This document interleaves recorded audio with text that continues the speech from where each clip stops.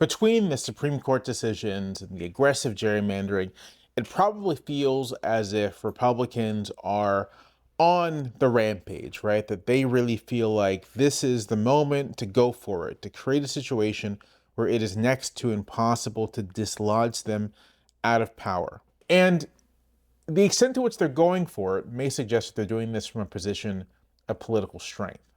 And to some extent, they are. They're in a good position, right, to try to create a structural advantage for themselves in the House of Representatives. But one should not understate the extent to which this might also be the function of fear of political weakness. Fear of political weakness. Two things, two reasons to say this. One of them inspired by my friend Brian Boitler, who wrote about this for his newsletter. You can read that piece right here. And that is, I don't think Republicans anticipated the Virginia referendum. Not at getting struck down, that was a lucky break, but I don't think they anticipated Democrats anywhere moving quickly and with alacrity to respond to their gerrymandering hijinks. I think that scared them. I think that made them realize, and this is what Brian argues, that there may come a point where they might be held accountable for this. That Democrats may be radicalizing in a way that threatens them, threatens their project. And so you got to shut that down as quickly as possible. I think it might actually explain the nonsense ruling from the Virginia State Supreme Court. But the other part of this, and this goes back to a point I've made many times, is that the president is catastrophically unpopular. Really unpopular. Unpopular in a way that is genuinely hard to recover from. That's just not me talking. That's the polling talking. And that's a lot of polling from Republican and Democratic pollsters, from nonpartisan pollsters. That's the consistent message being told by everything we know and everything we have to measure public opinion. So, for example, you have this list of polls going back to April, about a month's worth of polls. And what do you see? I'll tell you what I see. Plus 20 disapproval, plus 31 disapproval, plus 34 disapproval, plus 30 disapproval. The best numbers Trump is putting up here is negative 16 approval, or disapproval plus 16. In the most recent Reuters Ipsos poll, Trump's approval rating is 36% to a 63% disapproval rating. His best poll since mid-April has him at 40% approval and 60% disapproval. And if you dive down into those numbers, what you find is that the disapprovals aren't like, I kind of dislike him. It's like, no, a solid majority or more. Intensely disapprove. Intensely disapprove. They're not backing down at all. These are catastrophic numbers. And when you begin to look at the generic ballot polling for November, you see something weird. You see either a modest advantage for Democrats, plus 5, plus 6, or a wave coming, plus 10, plus 11, plus 12.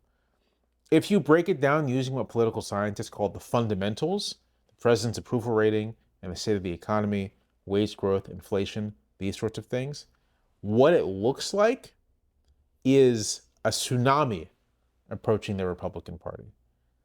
So the range is from modest Dem victory, which, hey, maybe won't be enough to overcome a structural disadvantage, to the kind of tsunami that will overcome every possible barrier you can put in front of it. The Economist took its measure of the president's approval rating, of its net approval rating, and tried to map it or model it in each state. What does it look like state by state when the president is as unpopular as he is? And in the Economist average, Trump is at around 36%. What it looks like is the president only has positive approval in 6 states: Idaho, North Dakota, Wyoming, Tennessee, West Virginia, and Oklahoma, and is somewhere between pretty unpopular and massively unpopular everywhere else in the country. And this is probably going to get worse. This is the headline on the day I'm recording this, Tuesday, May 12th. U.S. inflation jumps 3.8%, the fastest rate in 3 years. Inflation's jumping up. The president's approval rating on prices is miserable. My friend G. Elliott Morris put together a chart, a map, showing the president's approval on prices. Where it's purple, it is negative. Where it's green, it's positive. And as you can see, it is very negative. And this is the thing he was elected on. He was elected to deal with prices and inflation. And his war in Iran and his tariffs have together been intensely inflationary on the American economy. And I don't think things are going to get better. It's possible. I'm not going to write it off. But I think it's more likely that with all the price increases already locked in, with the problem of fuel cost already locked in, what happens if farms start going under because they can't afford fertilizer anymore, another casualty of this war? What happens when food prices start going up considerably? You know, it's a snowball. I think Trump is going to get even more unpopular from this moment. It doesn't help that he's obsessing over his ballroom. I've doubled the size of it because we obviously need that. And we're right now on budget, under budget, and ahead of schedule. I doubled the size of it, you dumb person. That he doesn't seem to particularly care about the damage his war is doing to the American economy. That he's totally checked out and is just posting AI slop all the time. So a checked out president with an unpopular war and a deteriorating economy, that is not a recipe for increased popularity. It is the recipe for a mounting electoral backlash. And it's the reality of that mounting electoral backlash which may actually explain the speed with which Republicans are trying to lock in an advantage.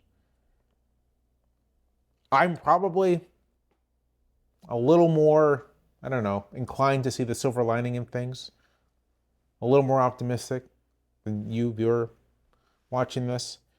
And so when I see this, what I think is that as long as the opposition continues to work as hard as they can, and that is a must work hard, as long as that's the case, they may be able to harness what I think will be a real wave of opposition to at least capture the House and possibly the Senate.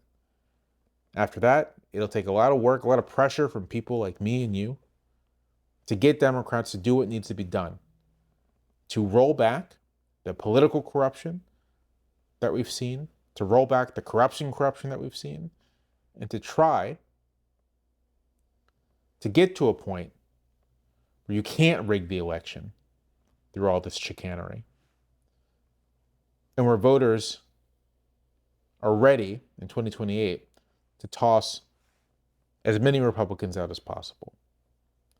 That to me is going to be the real work, the real difficulty, trying to get a Democratic Party that's often too timid, too frightened, too unimaginative to really do what needs to be done in a moment of real crisis. But I'm ready for that work. It's part of the purpose of this channel here, to put ideas out there that I think might be useful for trying to begin to reconstruct, you might say, American democracy.